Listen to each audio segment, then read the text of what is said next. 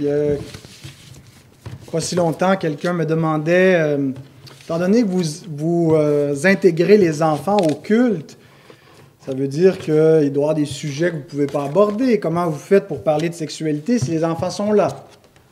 Et vous allez voir.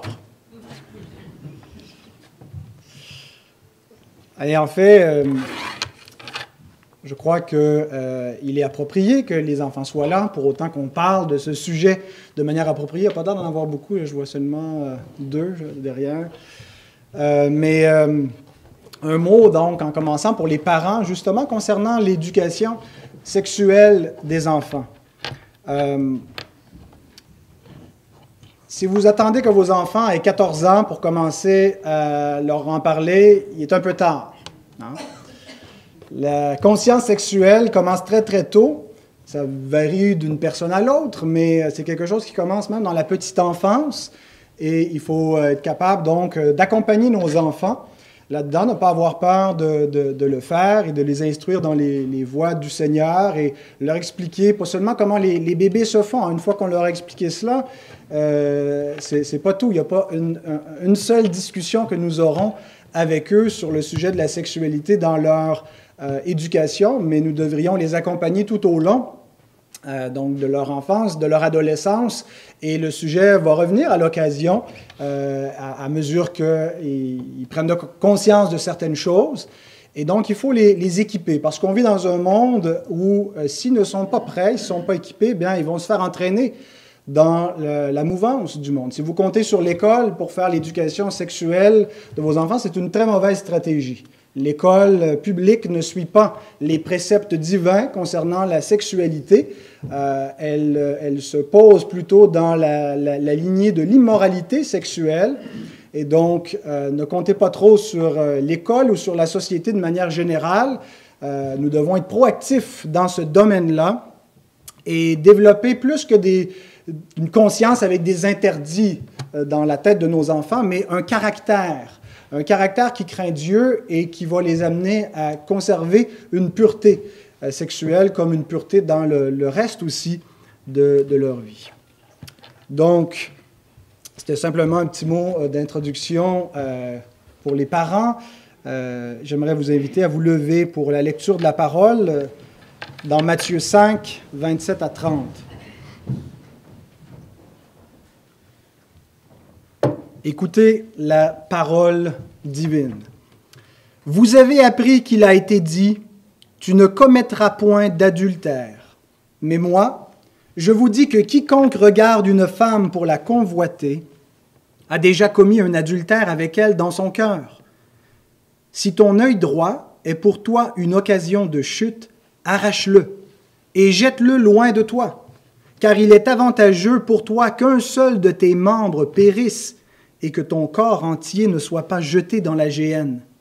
Et si ta main droite est pour toi une occasion de chute, coupe-la et jette-la loin de toi, car il est avantageux pour toi qu'un seul de tes membres périsse et que ton corps entier n'aille pas dans la géhenne. Notre Père, notre Dieu, nous sommes réunis devant toi ce matin pour te rendre ce culte d'adoration. Et Seigneur, comme il est bon de ce qu'au milieu de ce culte, tu es présent et que ta parole vivante, ta parole efficace, plus tranchante qu'une épée quelconque à deux tranchants, est proclamée et lue, est exposée, et puisse-t-elle pénétrer, Seigneur, dans nos cœurs, qu'elle puisse exposer en nous le péché, les fausses conceptions, et nous amener à être plus conformes à l'image que tu veux que nous portions, celle de ton Fils, le juste, l'homme parfait, le saint, et que nous puissions chercher de plus en plus, Seigneur, à ressembler à Christ. Que tu puisses faire tout cela parmi nous aujourd'hui avec ton Saint-Esprit, Seigneur, qui donne l'onction à la parole prêchée et à la parole écoutée. Et Seigneur, c'est pour ta gloire que nous demandons ces requêtes. Amen. Pouvez-vous rasseoir. Donc, mon message est divisé en deux. Versets 27 et 28 nous présentent le péché sexuel et versets 29 et 30 nous montrent comment se garder pur de ce péché.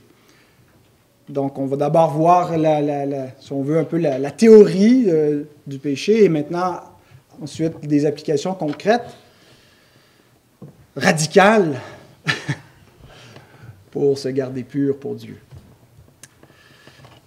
Avant de regarder notre premier point, 4 brefs rappels sur la portion d'Écriture et l'usage que Jésus fait de la loi.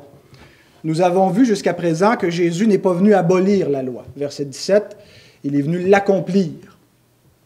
Et il rajoute au verset 18, deuxième rappel, la validité permanente de la loi, qu'elle demeure. Alors, on a identifié de quelle loi il était question, la loi morale, et pas l'ensemble des applications positives qui se sont faites dans l'Ancien Testament, mais spécifiquement la loi morale, telle que résumée dans les 10 commandements.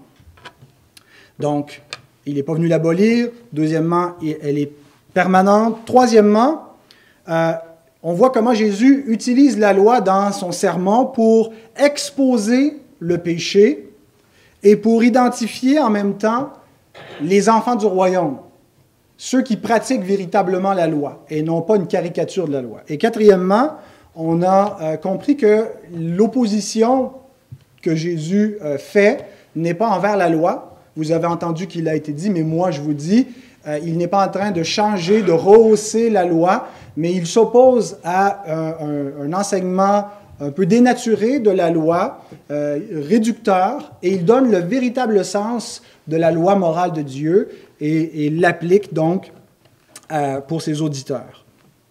Alors c'est de cette façon-là que nous devons comprendre ce que nous lisons au versets 27 et 28. « Vous avez appris qu'il a été dit, tu ne commettras point d'adultère.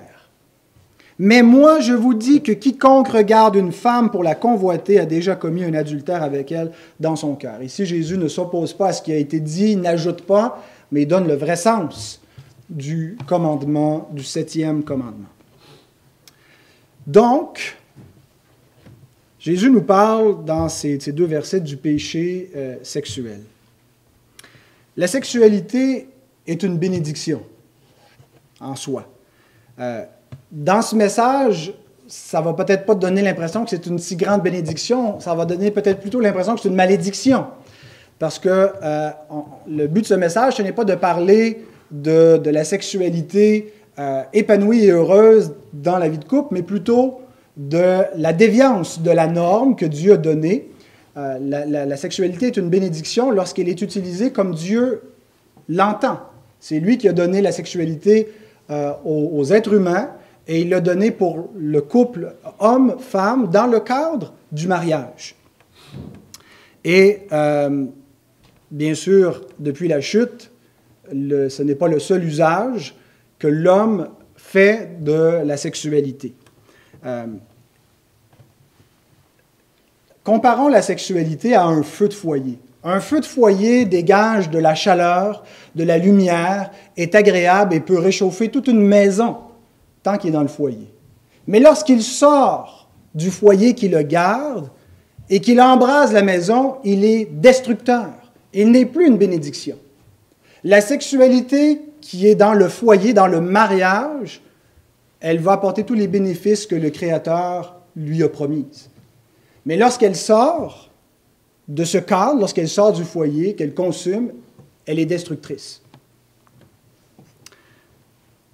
Et donc, le péché qui est présenté ici devant nous, c'est le péché d'adultère, qui est réellement le feu sorti du foyer. Le feu qui n'est plus là où il doit être et qui consume et qui détruit.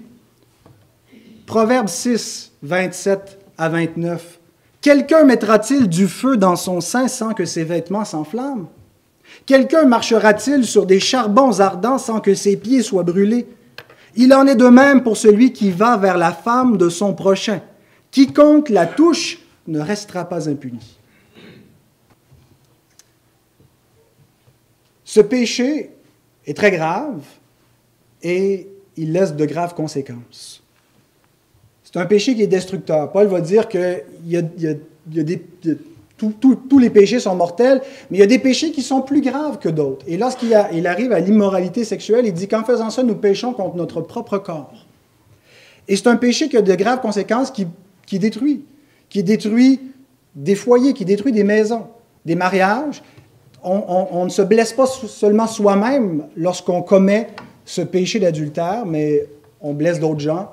On peut détruire la vie de nos enfants, de beaucoup de gens autour, la réputation de l'Église. Et donc, c'est un feu qui se répand et qui cause beaucoup de dommages. Et l'adultère arrive lorsqu'on n'a pas appris à garder son cœur pur. Ce n'est pas spontanément que ce feu-là arrive, ce n'est pas accidentellement. La tentation vers l'adultère peut se présenter ponctuellement, mais si nous avons appris à garder notre cœur, à combattre la convoitise de notre cœur sous toutes ses formes, pas seulement dans les convoitises de nature sexuelle, cette séduction-là ne pourra pas prendre en nous. Si nous y sommes entraînés, c'est parce que nous n'avons pas appris à discipliner nos pensées et notre cœur. Et c'est justement là où Jésus nous amène, à garder notre cœur pur. Avant de parler de l'origine de l'impureté sexuelle dans nos pensées, dans nos cœurs, dans la convoitise, j'aimerais simplement définir un peu le 7e commandement. Quand on lit le 7e commandement qui dit « Tu ne commettras point d'adultère », c'est un commandement qui est très spécifique, n'est-ce pas? Qui s'attarde à un seul péché sexuel, l'adultère. Et donc, on pourrait avoir l'impression que finalement, les 10 commandements et la loi morale de Dieu, ce qu'elle a à nous dire concernant la conduite sexuelle, c'est assez peu, somme toute. Ça se limite à ne pas commettre l'adultère. Mais ça serait une erreur de croire que la seule chose que le 7e commandement vise ou exige de nous soit de s'abstenir de commettre l'adultère. Le 7e commandement, en interdisant l'adultère, interdit aussi toutes les étapes qui peuvent y conduire et exige implicitement de mettre en pratique tout ce qui est nécessaire pour garder la sexualité pure et dans les voies données par le Créateur à sa créature. Donc, Dieu a uni l'homme et la femme au commencement, les a unis par une alliance, et c'est dans ce cadre-là que doit avoir lieu la bénédiction de la sexualité. Et le 7e commandement en visant l'adultère, par l'adultère, vise l'ensemble des péchés sexuels qui ne correspondent pas à l'intention de Dieu. Voici comment le grand catéchisme de Westminster, il y a 2 catéchismes de Westminster, le petit catéchisme et le grand catéchisme, il y en a un qui est plus long, il y en a un qui est plus court, à la question 139, comment il décrit l'immoralité sexuelle. Quels sont les péchés interdits par le 7e commandement? Alors là, vous allez voir que ce n'est pas seulement, d'après notre tradition réformée, que spécifiquement, exclusivement, l'adultère qui est interdit dans le 7e commandement. Réponse. Les péchés interdits dans le 7e commandement, en plus de la négligence des devoirs qui y sont requis, sont l'adultère, la fornication, le viol, l'inceste, la sodomie et tous les désirs contre nature, toute impureté de l'imagination, des pensées, des intentions, des affections, toute corruption et grossièreté que l'on dit ou à laquelle on s'expose, les regards séducteurs, le manque de pudeur dans la conduite, les vêtements immodestes, la promotion d'unions illégitimes et le détriment du mariage légitime, permettre ou tolérer les maisons de débauche fréquentées de tels endroits, compromettre les vœux de célibat, retarder inutilement le mariage, cela me fait un peu sourire, avoir plusieurs femmes ou maris à la fois, le divorce illégitime ou l'abandon de foyer, la paresse, la gloutonnerie, l'ivrognerie, les fréquentations impudiques, les chansons, les livres, les images ou le théâtre à caractère lascif et toute autre incitation à des actes contraires à la pureté, que ce soit en nous-mêmes ou des autres.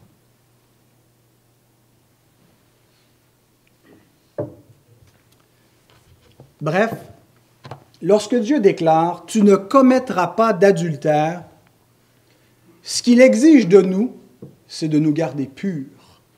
Purs dans notre corps, purs dans nos pensées, dans notre esprit.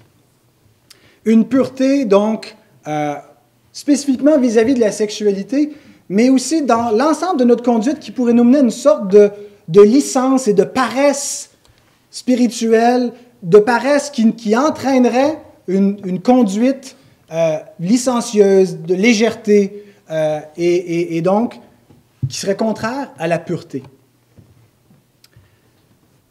Et Jésus nous montre que ce n'est pas dans nos actions que commence l'impureté sexuelle, mais dans nos pensées, dans notre cœur.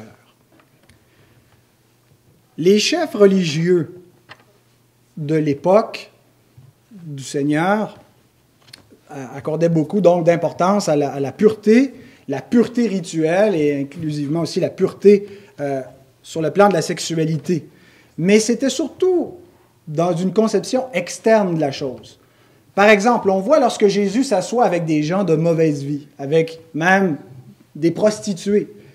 Les pharisiens regardent ça de l'extérieur et jugent le Seigneur et ses disciples et disent « Pourquoi votre maître s'assoit-il avec les gens de mauvaise vie? » Parce que pour eux, la pureté, c'était justement de ne pas se mêler avec ces personnes-là. Bien sûr, Jésus n'était pas là en train de compter des jokes de sexe et de rire avec eux.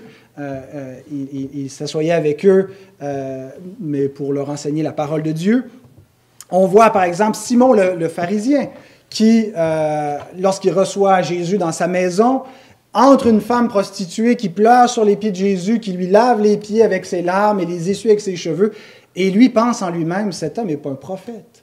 S'il était un prophète, il saurait que cette femme est impure, il ne se laisserait pas toucher par elle. Alors pour eux, la conception de la pureté sexuelle, c'était strictement quelque chose d'externe, principalement. Mais Jésus vient mettre le doigt sur l'origine de l'impureté, qui n'est pas d'abord dans des actions et dans une conduite qui extérieurement semble impeccable, dans nos propos, dans nos attitudes, mais il montre que ça va beaucoup plus loin.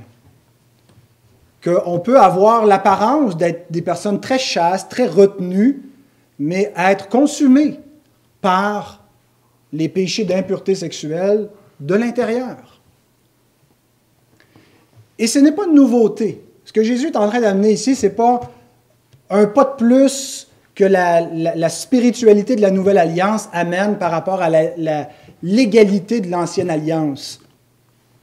C'était ce que la loi qui est spirituelle, exige depuis toujours. Les pharisiens auraient dû comprendre, juste en lisant les 10 commandements, que les 10 commandements ne font pas seulement parler aux actions du corps, mais parlent aussi aux pensées et au cœur. Le dernier commandement, qu'est-ce qu'il dit? « Tu ne convoiteras point », Exode 20, 17. « Tu ne convoiteras point la maison de ton prochain, tu ne convoiteras point la femme de ton prochain. » Que ce soit pas nécessairement une convoitise de nature sexuelle, juste la convoitise de désirer, d'envier. La loi parle aux pensées, parle au cœur. Proverbe 16, 30 interprète la loi exactement comme Jésus le fait lorsque Salomon, je présume que c'est Salomon qui écrit, « Celui qui ferme les yeux pour se livrer à des pensées perverses, celui qui se mord les lèvres a déjà consommé le mal. » L'Ancien Testament comprenait que la pureté devant Dieu est une affaire de cœur, est une affaire de pensée. Proverbe 4, 23 à 25. « Garde ton cœur plus que toute autre chose, car de lui viennent les sources de la vie. Que tes yeux regardent en face et que tes paupières se dirigent devant toi. » La même application que le Seigneur fait. Garde ton cœur pur. Comment? En te préservant de la convoitise des yeux, entre autres. Alors Jésus n'enseigne rien de nouveau. L'adultère, selon l'enseignement de la parole de Dieu, que Jésus enseigne peut-être plus clair, mais qui est l'enseignement d'un bout à l'autre des Écritures, l'adultère se consomme d'abord dans le cœur, dans les pensées. Et ce n'est pas seulement que l'adultère qui est condamné, comme on a vu une interprétation juste du 7e commandement, c'est l'ensemble des péchés sexuels, Dès qu'on sort de la norme, et on n'a pas besoin de sortir seulement de la norme par des actions, mais par nos pensées, nos convoitises, nous commettons une impureté. Et nous sommes coupables d'avoir transgressé le 7e commandement. Bien-aimés, nous vivons dans une société de plus en plus décadente. Le discours que je tiens ce matin a de l'air assez vieux jeu pour la société dans laquelle nous vivons. C'est pas mal passé date. Il serait temps d'être au 21e siècle et d'arrêter avec des vieux discours puritains. C'est comme ça que le monde le voit. On est dans un monde de libertinage et qui n'accepte pas que nous condamnions des pratiques sexuelles. Les seules pratiques sexuelles qui sont répréhensibles sont lorsqu'il y a une agression, lorsqu'il n'y a pas eu un consentement, lorsqu'il n'y a pas un respect de l'autre. Mais le monde veut nous faire croire le mensonge que toute forme de sexualité est bonne, est bénéfique, est agréable, pour autant qu'il y ait cette forme de respect de soi et de l'autre. Et que c'est la seule norme, c'est seulement le consentement qui est le seul principe moral pour encadrer la sexualité. C'est un mensonge, et ne croyez pas ce mensonge. Et la décadence s'installe progressivement, de plus en plus, on se fait réellement agresser par des images qui sortent de partout, dans des publicités. Ce n'est plus possible de naviguer seulement sur Internet sans qu'on ait des hameçons qui viennent à nous constamment pour cliquer sur une image d'une femme à moitié nue ou d'un homme, pour être attiré vers des sites de rencontres ou des sites où on va consommer des images. Et je n'ose pas imaginer les chiffres de personnes, je n'ai pas pris les statistiques, mais je sais que j'ai déjà lu ces statistiques-là. Il n'y a pas si longtemps, à Montréal, une des universités à Montréal, je ne sais plus laquelle, voulait faire des recherches pour comparer un cerveau immaculé, un cerveau qui n'a jamais été exposé à de la pornographie versus ceux qui en consomment. Et ils n'ont pas trouvé un seul cerveau intact. Il n'y a personne, il n'y a pas eu un candidat qui n'avait jamais vu aucune image de pornographie. Et ça a des conséquences désastreuses. Des jeunes garçons de 10, 11, 12, 13 ans détruisent complètement leur sexualité en s'exposant à des choses explicites qui vont avoir des conséquences sur eux, sur leurs relations plus tard, et des conséquences réellement désastreuses. Et ce n'est pas seulement les garçons, et on voit qu'il y a une autre sorte de pornographie plus subtile qui entraîne les femmes. Comment pensez-vous que 50 Shades of Grey, 50 nuances de gris, a ramassé des millions et des millions de dollars? C'est surtout avec un public féminin, en allant chercher les femmes d'une autre façon. Mes sœurs, faites attention à ces contes de princes charmants, mensongers, séducteurs, qui visent à faire convoiter les femmes par une autre avenue. Si les hommes sont plus excités par l'image explicite, les femmes le sont autrement. Mais il y a un réel danger, si nous n'apprenons pas à garder nos cœurs, de se faire prendre par des pièges et des hameçons. Il y en a de plus en plus parce que le tabou a tombé. La culture judéo-chrétienne qui montrait qu'il y avait un interdit, qu'il y a des absolus moraux à ne pas transgresser, n'est plus là pour garder. Aujourd'hui, on conçoit que l'homme est un animal. On est le produit d'une évolution. Et donc, il n'y a plus des impératifs moraux comme ça pour encadrer et dire, comme dans notre tradition judéo-chrétienne, qu'il y a un créateur auquel on est redevable et que c'est lui qui a normé, a mis la norme de la sexualité. Et donc, puisque cette culture n'est plus là, le champ est libre. Et je ne sais pas si les choses vont continuer à dégénérer et que le monde va ressembler à Sodome et Gomorrhe dans quelques décennies, mais c'est probable. Et il y a beaucoup de confusion, donc, dans notre société, de plus en plus. Il n'y a pas plus tard que 2 semaines, la commission scolaire de Montréal a adopté unanimement que, dorénavant, les garçons qui veulent aller dans les vestiaires des filles parce qu'ils disent qu'ils sont de genre féminin, même si biologiquement sont masculins, ils ont le droit. Et personne ne peut leur dire que ça serait un crime contre la personne de l'interdire. Et ça va faire son chemin en région, ça va faire son chemin partout. C'est la norme. Et s'opposer à ça, c'est de l'homophobie, c'est de la transphobie, je ne sais pas comment on dit l'autre terme.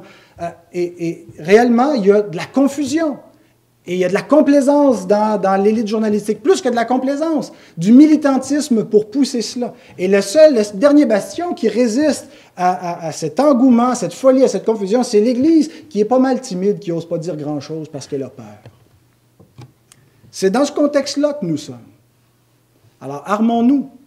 Armons-nous pour nous garder nous-mêmes et pour ne pas craindre les hommes, pour ne pas craindre ce discours. C'est un discours inquisiteur réellement, parce que si nous ne souscrivons pas à cette nouvelle orthodoxie de la sexualité sans limite et qu'on ose condamner et affirmer que les choses sont le péché, eh bien, il y aura des répercussions. N'ayons pas peur des hommes. Et donc, ce n'est pas seulement la dimension explicite et révolutionnaire de la culture dans laquelle nous sommes en ce moment que je veux souligner, c'est des choses beaucoup plus subtiles, desquelles on est coupable aussi. Je ne connais pas la vie intime de chacun, je ne sais pas s'il y en a parmi nous qui sont aux prises avec des problèmes de s'exposer à la pornographie explicite. Je sais par contre que nous sommes tous susceptibles d'être séduits et de tomber dans des formes d'impureté sexuelle, que nous aimons séduire les autres, qu'on a une femme, un mari, et qu'on essaie pourtant de charmer d'autres, et qu'on essaie de se laisser séduire par d'autres, juste dans nos pensées, d'imaginer de remplacer notre femme par une autre. Et ce n'est pas nécessairement en s'adonnant à toutes sortes de pensées explicites, mais par une convoitise très subtile comme ça qui peut s'emparer de notre cœur. Et c'est ce que Jésus veut qu'on comprenne dans ses paroles. Ce péché-là, nous l'avons tous commis. Nous sommes tous transgresseurs du 7e commandement. Nous sommes tous impurs sexuellement. Nous sommes tous adultères. Et en entendant cela, la réaction du monde, c'est « Cette parole est dure. Qui peut l'écouter? » C'est comme ça que réagissent ceux qui sont hors du royaume. Ça, c'est un royaume de puritains, de gens qui marchent les fesses serrées, c'est de la platitude totale, et c'est une parole beaucoup trop dure, c'est impossible, on ne peut pas atteindre ces standards-là, et c'est de nier que ce que l'on fait, que ce que l'on pratique, que ce que l'on aime est un péché, et c'est de tomber donc dans la licence pour soi-même à la hauteur de nos convoitises. Ça, c'est la réaction des non-croyants. Mais la réaction des enfants du royaume, lorsque Jésus prend l'épée de la parole de Dieu et utilise la loi, et spécifiquement le 7e commandement, et qu'il expose le péché qui est dans nos cœurs, qu'il expose la convoitise qui se cache en nous dans des coins sombres et qui revient momentanément, notre réaction en tant qu'enfants de Dieu, parce que nous avons l'Esprit Saint, n'est pas d'essayer de se justifier, mais de confesser et de chercher à mortifier le péché. Et c'est ce que nous voyons dans la deuxième portion. Les enfants du royaume correspondent à ce que Jésus décrit au versets 29 et 30. Ils se gardent purs en mortifiant le péché. Si ton œil droit est pour toi une occasion de chute, arrache-le et jette-le loin de toi, car il est avantageux pour toi qu'un seul de tes membres périsse et que ton corps entier ne soit pas jeté dans la géhenne. Et si ta main droite est pour toi une occasion de chute, coupe-la et jette-la loin de toi, car il est avantageux pour toi qu'un seul de tes membres périsse et que ton corps entier n'aille pas dans la géhenne.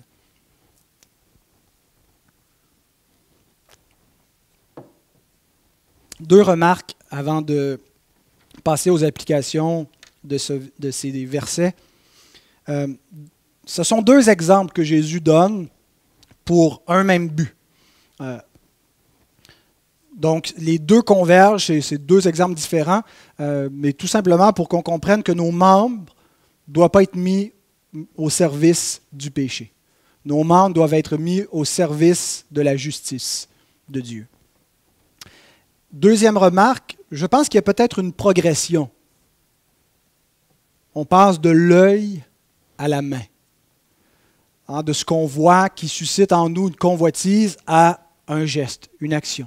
Il est rare que la convoitise, si elle n'est pas coupée, si elle n'est pas mise à mort directement dans nos pensées, qu'elle ne va pas finir par se concrétiser dans des actions, dans des gestes. Donc, ce n'est pas exclusivement à la sexualité que s'applique ici l'usage que Jésus fait des membres, l'œil qui convoite, la main, on peut imaginer, mais ça pourrait être aussi avec le vol ou autre chose. Mais donc, il y a une progression. Réalisons cela, on glisse dans le péché. Il y a un effet d'entraînement. Si on n'apprend pas à le discipliner, à le mortifier, à y résister, il nous entraîne un peu plus loin. Maintenant, 3 applications de ces 2 versets. Ça va être la conclusion. Ben, je ne suis pas tout de suite à la fin, là, parce que quand je dis ça, on va finir avec ça, mais c'est les 3 applications. Première application, nous devons comprendre la gravité de notre péché. C'est ce que Jésus veut que nous fassions en évoquant l'AGN. Nous devons comprendre la gravité du péché, et spécifiquement ici, du péché sexuel. Le monde veut nous faire croire que c'est banal, le monde veut nous faire croire que c'est véniel, que c'est même pas, il n'y a rien de grave, en fait, c'est bon, c'est licite, c'est permis. Jésus veut nous faire pas croire dans le sens qui nous raconte des histoires, mais il veut que nous comprenions que c'est grave, le péché sexuel. Il y a des conséquences temporelles liées à l'immoralité sexuelle. La pratique d'une sexualité illégitime ne rend pas heureux. Elle rend malheureux. Pierre va dire que les convoitises charnelles font la guerre à l'âme.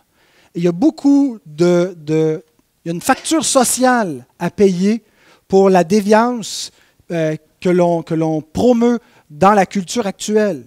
La société paie un prix, littéralement, des relations, des vies brisées, des mariages brisés, des enfants avortés, des corps qui meurent, littéralement, par des maladies, qui reçoivent en eux-mêmes le salaire de leur égarement.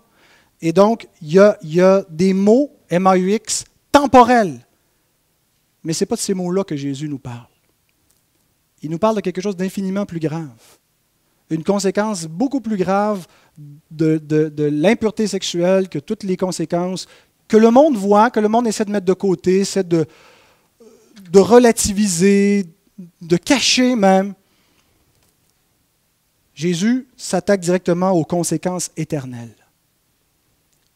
L'AGN.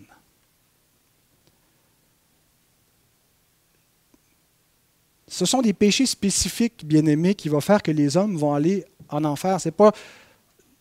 La nature pécheresse se manifeste dans des péchés concrets. Et ces péchés concrets amènent les hommes à être rebelles contre Dieu et à faire en sorte que Dieu va les condamner s'ils ne se repentent pas. Parce que Dieu est juste. Et les péchés sexuels en font certainement partie. Beaucoup sont esclaves et vont finir condamnés, entraînés par leur propre désobéissance. C'était le but de la sévérité des punitions dans l'Ancienne Alliance. Lévitique 20, verset 10 disait que si un homme ou une femme commettent l'adultère, il serait puni de mort. Et quand on lit ça, on dit « ça n'a pas de bon sens, c'était tellement sévère ». Écoutez, Jésus est pas mal plus sévère. L'impureté sexuelle qui se consomme par une convoitise intérieure mérite l'AGN, le feu de l'enfer. Alors, si on trouve que la loi de Moïse était sévère, la loi de Moïse, c'est une application temporelle pour avoir transgressé la loi éternelle de Dieu. C'est une image, c'est une pédagogie pour nous montrer ce que mérite le péché. Le salaire du péché, c'est la mort. Si nous continuons de manière impénitente et qu'on veut vivre dans notre péché et qu'on veut s'y installer et ne pas l'abandonner, ben Jésus dit, voici où ce que va te mener ton péché.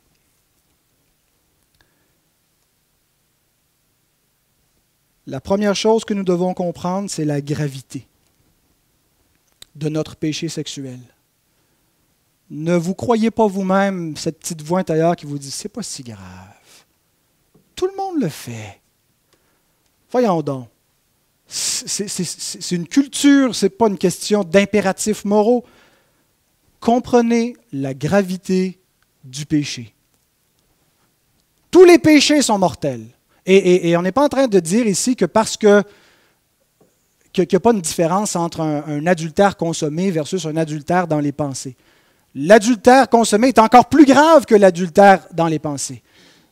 Mais ce que Jésus veut qu'on comprenne, c'est que l'adultère en pensée, la convoitise sexuelle, elle est aussi mortelle. Et il y aura sûrement un degré de châtiment pour le péché, mais il n'y a pas de péché véniel. Il n'y a que des péchés mortels.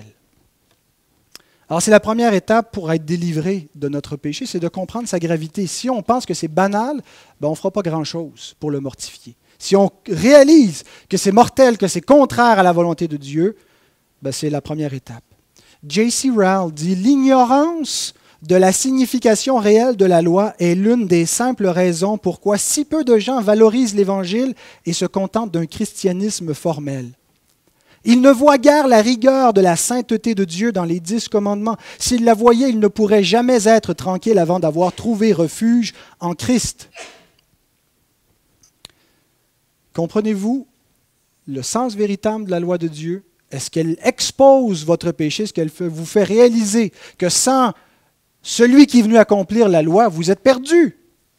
Et vous fait apprécier d'autant plus l'Évangile. Si on banalise l'Évangile, c'est souvent parce qu'on banalise la loi, parce qu'on banalise le péché. En lisant les versets 29 et 30, on peut avoir l'impression que Jésus enseigne que nous allons aller en enfer, à moins qu'on parvienne à vaincre notre propre péché, notre propre convoitise sexuelle. T'es mieux de arracher ton œil, couper ta main, que de périr entier dans la géhenne. Alors ça donne l'impression que si tu n'y parviens pas, malgré tes efforts, et si tu retombes, tu vas aller dans la géhenne ou tu vas aller dans le purgatoire, selon une certaine tradition. Et donc, c'est comme ça que petit à petit s'est installée la notion d'un salut par la chasteté, salut par la virginité, vœu de chasteté et salut par les œuvres, par une mauvaise interprétation, une mauvaise compréhension du rapport entre la loi et l'Évangile. C'est comme ça que dans la tradition chrétienne, la vie monastique et la vie de célibat, on croyait qu'on s'acquérait le ciel en se gardant chaste. Ce que Jésus enseigne, ce n'est pas si nous avons commis ce péché, si nous le recommettons, parce que nous allons encore le recommettre. Nous allons encore avoir des convoitises de cette nature-là.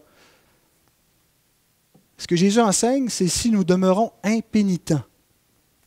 Si nous cherchons à l'excuser plutôt qu'à le mortifier, notre péché, nous irons en enfer. Jean Calvin commente en disant « Devant cette voix, certains diront que tous sont donc privés de l'espérance du salut, car qui n'est imputable d'aucun de ses péchés? » Je réponds que Paul ne menace pas d'exclusion du royaume de Dieu tous ceux qui ont péché, mais tous ceux qui demeurent impénitents. Les saints eux-mêmes tombent souvent dans de graves péchés, mais ils reviennent au sentier de la justice. Pensez à David. Et c'est pourquoi ils ne peuvent être inclus dans cette catégorie. Toutes les menaces de jugement de Dieu nous appellent à la repentance. Elles sont aussi accompagnées par une promesse de pardon pour ceux qui se repentent. Mais si nous continuons obstinément, ces menaces demeurent un témoignage du ciel contre nous. Les menaces que Dieu fait font 2 effets. Ceux qui sont morts dans leur péché ne s'en inquiètent pas trop. Je m'arrangerai bien avec Dieu. Mais ceux qui sont nés du Seigneur, qui sont vivants, réalisent la gravité de leur péché et veulent le mortifier, veulent s'en repentir, ne peuvent pas le tolérer. Ils aiment Dieu plus que leur plaisir. Alors, ce qui nous amène à la deuxième application. Après avoir compris la gravité de notre péché, la deuxième chose qu'on doit comprendre, c'est l'origine de notre péché. Il est où? Où est-ce qu'il est localisé pour que je le coupe? Comment je peux m'attaquer? Comment est-ce que je peux le mortifier, le mettre à mort, ce péché? Et la façon que Jésus parle, on a l'impression que le péché est localisé dans nos membres. Il est dans ton œil, arrache ton œil, il est dans ta main, coupe ta main. Jacques va parler de la langue, qui est un petit membre animé de l'enfer et qu'aucun homme ne peut contrôler. Il y en a d'autres de ces membres difficiles à contrôler. Certains ont pris cela très littéralement. Ils n'ont pas compris que Jésus parlait de manière hyperbolique, métaphorique. un père de l'Église qui s'appelle Origène, qui s'est comme un petit peu émasculé. D'ailleurs, il n'est pas devenu saint Origène. Hein, et il y a toute une tradition gnostique. Le gnosticisme enseignait que le péché est quelque chose de physique, qui est réellement dans notre corps, qui est quelque chose qui est dans la chair. Et donc, il y avait deux réactions à cette doctrine-là. Soit qu'on mortifie la chair littéralement, un peu comme l'opus dei, hein, on se flagelle, on se fait mal, on se prive de nourriture, et c'est comme ça qu'on atténue le péché. Ou soit, comme on voit dans une certaine tendance chez les Corinthiens, que finalement c'est la chair, c'est rien, la chair va être détruite, alors on peut laisser aller le péché. Ce qui est important, c'est l'esprit. Et donc, on a la connaissance, nous, on comprend que aller dans les temples d'idoles, il n'y a rien là. Mais donc, Jésus a déjà identifié dans ce passage que le péché n'est pas localisé dans nos membres, mais dans notre cœur, dans notre âme. Au verset 28, c'est ce qu'il dit. L'adultère, tu l'as consommé dans tes pensées, dans ton cœur.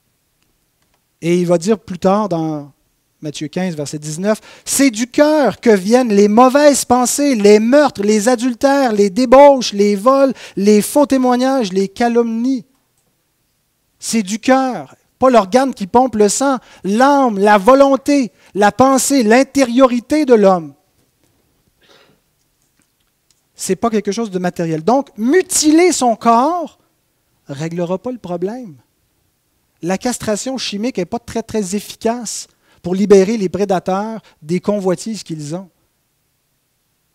C'est un problème qui vient du cœur. Hein, on dit le cœur du problème, c'est le problème du cœur.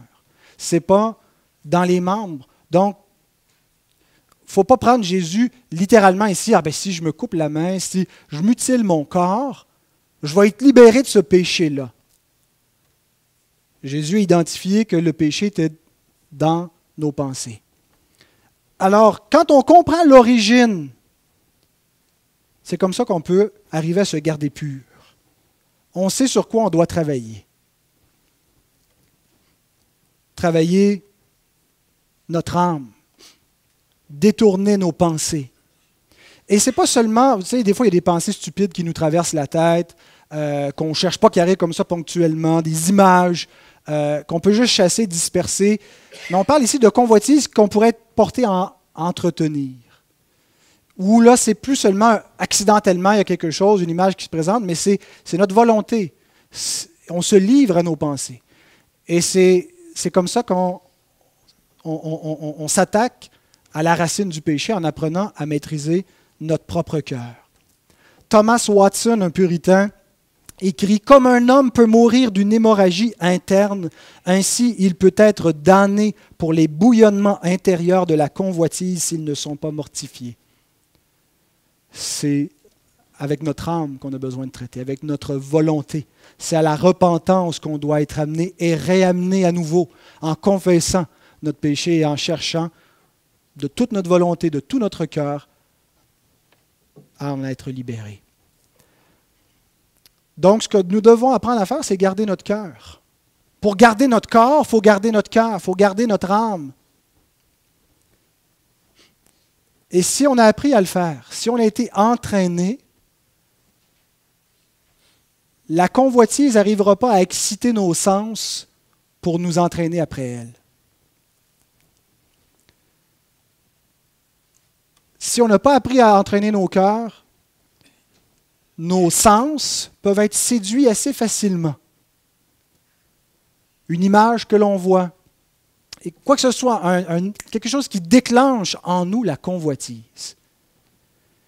Et la convoitise marche un petit peu comme quand on va à la pêche. Quand on va à la pêche, on est des menteurs. On prend un hameçon, mais on met un appât, on met un verre, on met l'imitation d'un poisson. On peut même mettre de l'odeur, il se vend des trucs dans les boutiques de pêche, d'odeur de vers de terre. Et donc, on jette ça à l'eau, et là, on ment au poisson. Hein? On le taquine, c'est ce qu'on dit. Mais en réalité, on essaie de le faire convoiter. On veut qu'il croie qu'il y a quelque chose qui va satisfaire son appétit. Parce que s'il nous croit, Il va mordre l'hameçon et puis s'il est bien pris, c'est lui qui va servir de nourriture. C'est lui qui va donner sa vie. Et Jacques nous dit c'est comme ça que marche la convoitise. Chacun est leurré. Chacun est attiré, amorcé. C'est les mots qui sont employés, mais qui ont le même sens que le leurre avec le poisson. Chacun est leurré par sa propre convoitise. Il a cru le mensonge. Il a cru qu'il serait plus heureux avec cette femme-là. Il a cru qu'il serait plus heureux s'il s'est donné à ses convoitises. Il s'est laissé entraîner. Au lieu de contrôler son cœur, au lieu de couper court, il s'est laissé aller. Il a mordu l'hameçon et il est mort. Le péché mène à la mort, pas à la vie. Le péché promet la vie. C'est un mensonge. Hein, la désobéissance du diable, ce qu'il promettait à Adam et Ève, c'était la vie, il allait améliorer leur sort. Mais c'est la mort. Et Proverbe 7 illustre parfaitement cela.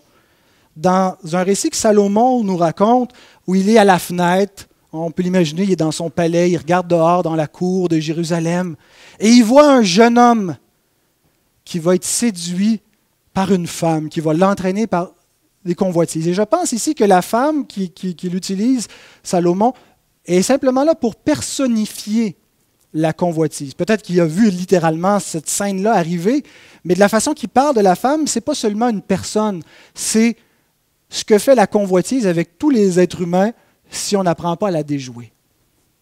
Proverbe 7, 13 à 27. Elle le saisit et l'embrassa. Et d'un air effronté lui dit, « Je devais un sacrifice d'action de grâce. Aujourd'hui, j'ai accompli mes vœux. C'est pourquoi je suis sorti au-devant de toi pour te chercher et je t'ai trouvé. » Ah, c'est pour toi. Et donc, elle nous fait croire que c'est pour nous, c'est pour notre bonheur. Enfin, ce que j'attendais, c'est pour moi. J'ai orné mon lit de couverture, de tapis, de fil d'Égypte. J'ai parfumé ma couche de myrrhe, d'aloès et de cinnamome. Viens! Enivrons-nous d'amour jusqu'au matin. Livrons-nous joyeusement à la volupté. Ça a l'air merveilleux et agréable. Il n'y a pas de danger, car mon mari n'est pas à la maison. Il est parti pour un voyage lointain. Il a pris avec lui le sac de l'argent. Il ne reviendra pas à la maison. Il ne reviendra à la maison qu'à la nouvelle lune. Elle le séduisit à force de paroles, à force de mensonges. Et souvent les mensonges, c'est nous-mêmes qui nous les racontons. Elle l'entraîna par ses lèvres doucereuses. Il se mit tout à coup à la suivre, comme le bœuf qui va à la boucherie, comme un fou qu'on lie pour le châtier, jusqu'à ce qu'une flèche lui perce le foie, comme l'oiseau qui se précipite dans le filet. C'est un piège. C'est un piège. Et si nous pouvons nous dire à chaque fois que la convoitise vient, c'est un piège, c'est pas vrai, je ne la suivrai pas. C'est comme ça qu'on garde notre cœur, c'est comme ça qu'on coupe court. Sans savoir que c'est au prix de sa vie. Et maintenant, mes fils, je lisais ça cette semaine justement à mes enfants, je les regardais, je disais, maintenant, mes fils, écoutez-moi, soyez attentifs aux paroles de ma bouche, que ton cœur ne se détourne pas vers les voies d'une telle femme, ne t'égare pas dans ses sentiers. Ne t'égare pas dans les voies de la convoitise. Ne te laisse pas séduire. Laisse pas ton cœur être entraîné par des mensonges, car elle a fait tomber beaucoup de victimes. Toute la société est entraînée par sa convoitise. Garde-toi, vas-y, fais-toi plaisir. On n'a pas appris à se discipliner, on n'a pas appris à se dire non à soi-même. Et ils sont nombreux tous ceux qu'elle a tués. Sa maison, c'est le chemin du séjour des morts. Il descend vers la demeure de la mort. C'est exactement ce que Jésus nous dit. Si nous n'avons pas appris à couper la convoitise et que nous mordons et que nous continuons et que nous ne nous repentons pas, c'est la géhenne, le séjour des morts. Pourquoi nous devons apprendre à contrôler notre cœur? Parce qu'on ne peut pas contrôler la société. On ne peut pas contrôler toutes les circonstances à l'extérieur de nous. On ne peut pas empêcher les hameçons de se mettre sur notre route pour qu'on tente d'y mordre. Vous n'avez pas besoin de poursuivre le péché. Il vous poursuit. Il cherche à vous faire tomber par toutes sortes d'occasions. La seule chose que vous pouvez faire, c'est d'apprendre à garder votre propre cœur, d'apprendre à détourner le regard, d'apprendre à changer vos pensées, d'apprendre à vous discipliner vous-même. La maîtrise de soi, c'est un fruit de l'esprit. Et c'est ça qu'on doit inculquer à nos enfants, c'est cette discipline-là. Pas la discipline des interdits, la discipline, la maîtrise de soi, comme un guerrier qui protège son âme, qui protège son cœur, qui veut se garder pur. Dernière application, et là on est rendu à la fin. Après avoir compris la gravité de notre péché, après avoir compris l'origine de notre péché, nous devons traiter notre péché radicalement. Pas le flatter, pas le dorloter, le couper. On comprend qu'arracher l'œil, couper la main, c'est hyperbolique. C'est une façon de parler, mais le sens, ce que Jésus veut qu'on comprenne, c'est qu'on doit couper les occasions de chute dans notre vie. L'origine est dans le cœur, bien sûr, mais on a la responsabilité de ne pas alimenter la convoitise. On ne peut pas dire, je vais me tenir dans les bars de danseuses, mais je vais travailler très très fort pour ne pas convoiter. C'est un exemple stupide pour qu'on comprenne qu'on est stupide parfois et que c'est ce qu'on fait. On s'expose soi-même. Un feu qui n'est pas nourri s'éteint. Hein, je le sais, je chauffe au bois à Saint-Hippolyte. Et si j'arrête de mettre du bois dans le poêle, il va s'éteindre.